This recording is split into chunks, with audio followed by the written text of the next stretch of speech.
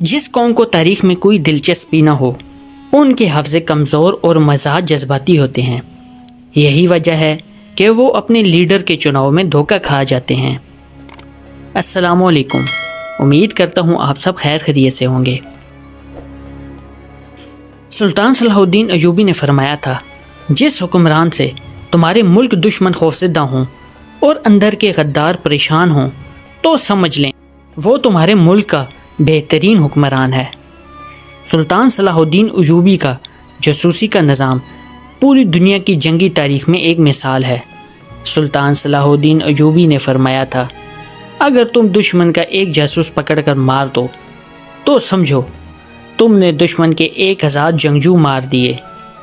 سلطان صلاح الدین ایوبی رحمۃ اللہ علیہ کے دور میں ان کا ایک جاسوس فلسطین سے واپس آیا اور صلیبی افواج کے بارے میں مکمل معلومات دی۔ سلطان نے اس کو تنخواہ کے علاوہ قیمتی تحائف دیے۔ اس پر فوج کے سپاہیوں نے اعتراض کیا کہ ہم لوگ ہر میدان میں آپ کے ساتھ لڑتے ہیں، ہمیں قیمتی تحائف کیوں نہیں دیے جاتے؟ تو سلطان نے جواب دیا، جب آپ لوگ لڑتے ہیں تو میں آپ کے ساتھ ہوتا ہوں۔ اگر آپ لوگ شہید ہو جائیں تو آپ کو یقین ہے کہ آپ کا جنازہ بھی پڑھایا جائے گا اور قبر بھی نصیب ہوگی، مگر میرے جاسوس میرے وہ گمنام سپاہی ہیں کہ اگر پکڑے جائیں تو انہیں کفن بھی نصیب نہیں ہوتا۔ یہ میری آنکھیں اور کان ہیں جن سے میں میلوں دور دشمن کو دیکھتا اور سنتا ہوں۔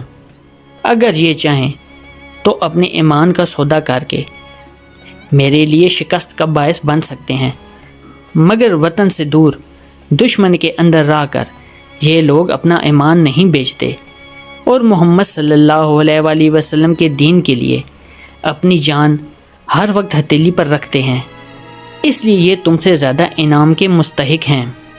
سلطان صلاح الدین ایوبی رحمۃ اللہ علیہ کا اسلام کے عظیم بڑے سپہ سالاروں میں ایک نام ہے۔ اللہ پاک صلاح الدین ایوبی رحمۃ اللہ علیہ کی قبر پر کروڑوں رحمتیں نازل فرمائے، آمین۔ اللہ پاک ہم سب کو حضور پاک صلی اللہ علیہ وآلہ وسلم کے نقش قدم پر چلنے کی توفیق عطا فرمائے۔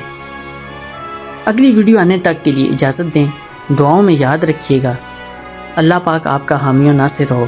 اللہ حافظ۔